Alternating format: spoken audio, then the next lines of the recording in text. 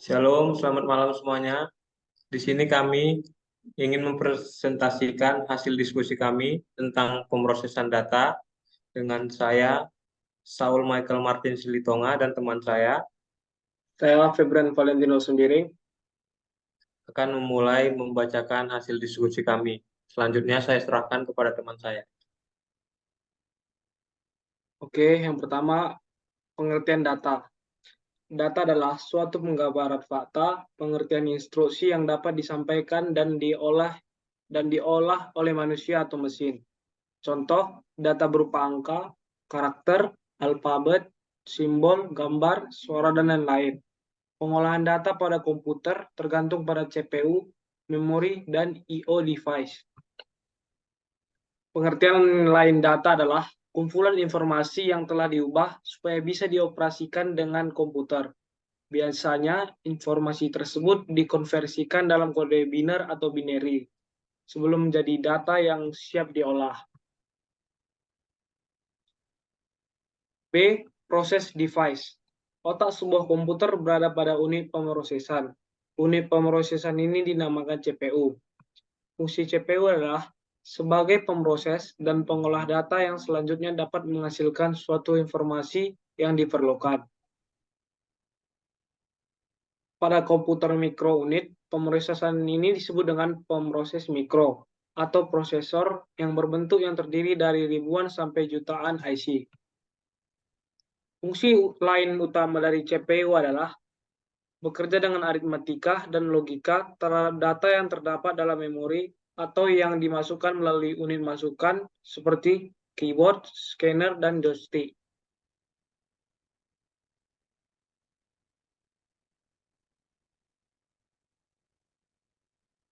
C. Tujuan dan fungsi pemrosesan data. Tujuan pemrosesan data yaitu untuk mengambil informasi asli atau data dan darinya menghasilkan informasi lain dalam bentuk yang berguna atau hasil. Fungsi dasar pemrosesan data. 1. Mengambil program dan data atau masukan input. 2. Menyimpan program dan data serta menyediakan untuk pemrosesan. 3. Menjalankan proses aritmatika dan logika. 4. Menyimpan hasil antara dan hasil pengolahan. 5. Mencetak atau menampilkan data yang disimpan atau hasil pengolahan. D. Perangkat pemrosesan CPU. CPU merupakan unit pengolah data atau sering disebut dengan otak komputer atau prosesor.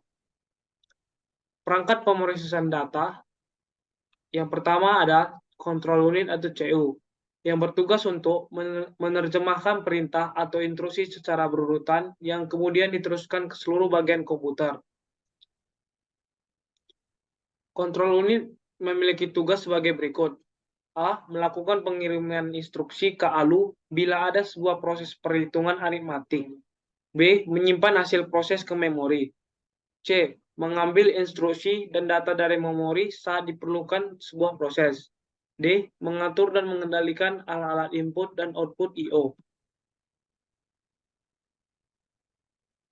Yang kedua, Arithmetic Logic Unit atau ALU, yang berfungsi untuk melakukan operasi hitungan aritmatika dan logika.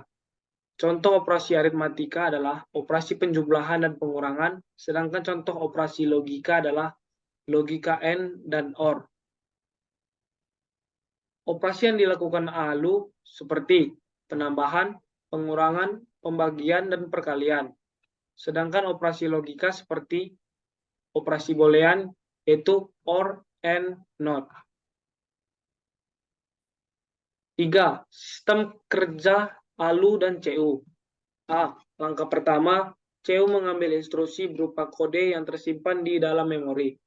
B. Kemudian instruksi-instruksi tersebut dipindahkan ke dalam memori sementara dan diterjemahkan.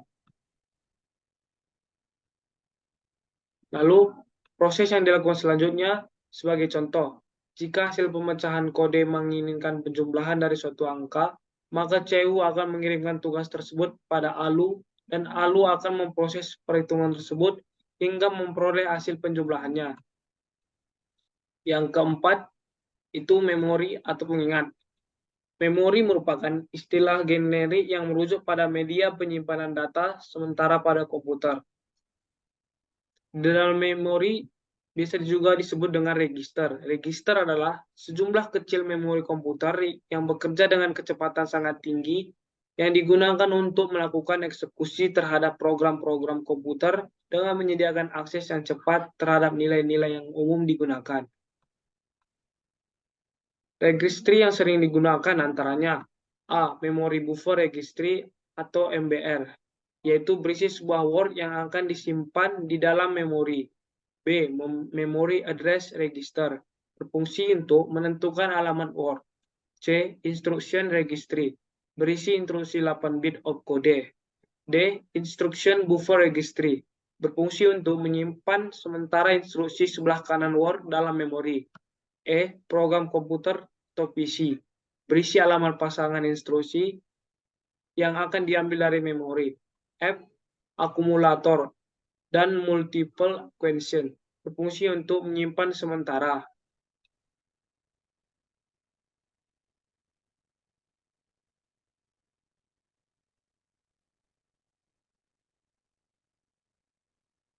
Lalu, register juga terdiri dari 1. Instruction register digunakan untuk menyimpan instruksi yang sedang diproses. 2. Program counter adalah register yang digunakan untuk menyimpan alamat lokasi. 3. General purpose register, yaitu register yang mempunyai kegunaan umum yang berhubungan dengan data yang sedang diproses. 4. Memory data register yang digunakan untuk menampung data atau instruksi hasil pengiriman dari memori utama ke CPU. 5. Memory address register digunakan untuk menampung alamat data. Selanjutnya disambung oleh teman saya. Selanjutnya ada pemrosesan data lanjutan. Ada 4 poin penting dalam pemrosesan data lanjutan. Yang pertama, Central Processing Unit atau CPU. Yang kedua, fungsi CPU. Yang ketiga, aksi CPU. Yang keempat, siklus fetch atau eksekusi. Yang pertama, CPU. CPU adalah sirkuit elektronik di dalam komputer yang menjalankan instruksi yang membentuk program komputer. CPU melakukan aritmatika, logika, pengendalian, dan input-output dasar yang ditentukan oleh instruksi dalam program. Seperti yang telah digambarkan, itu ada komponen dari CPU.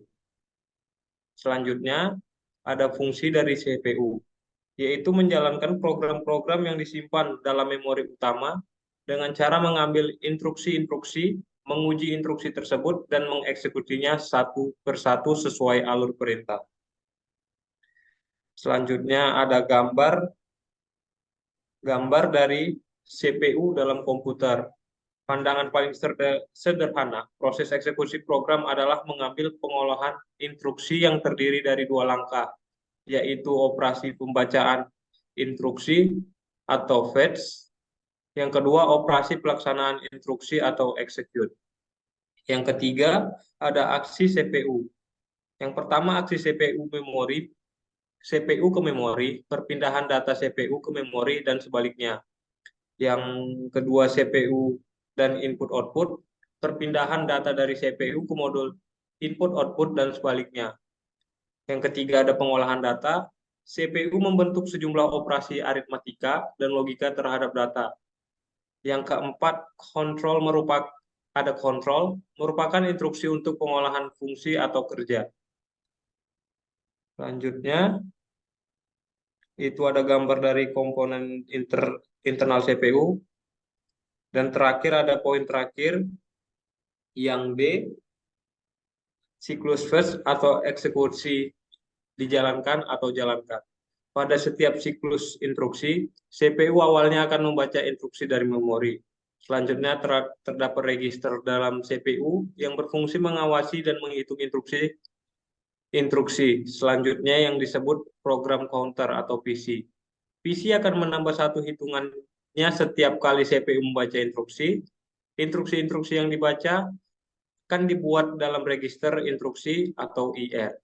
Instruksi-instruksi ini dalam bentuk kode-kode biner yang dapat diinterpretasikan atau diterjemahkan oleh CPU kemudian dilakukan aksi yang diperlukan. Terdapat gambar dari flowchart, siklus-siklus fetch, dan siklus eksekusi. Siklus dari Instruction Address Calculation atau IAC, yang mengkalkulasikan atau menentukan alamat instruksi berikutnya yang akan dieksekusi. Instruction Fetch atau IF, membaca atau mengambil instruksi dari lokasi memorinya ke CPU. Instruction Operation Decoding, IOD, menganalisa instruksi untuk menentukan jenis. Operand Address Calculation, OAC, menentukan alamat operand. Hal ini dilakukan apabila melibatkan referensi operand pada memori. Operation Fetch, OF, mengambil operand dari memori atau dari modul input-output.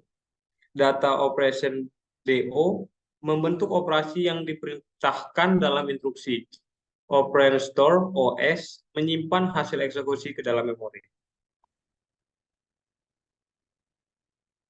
Sekian hasil presentasi dari kelompok kami. Lebih dan kurang kami mohon maaf. Kalau ada salah kata dalam pengucapan dari bahasa kami, tolong dimaklumi. Sekian dan terima kasih. Selamat malam. Shalom. Shalom.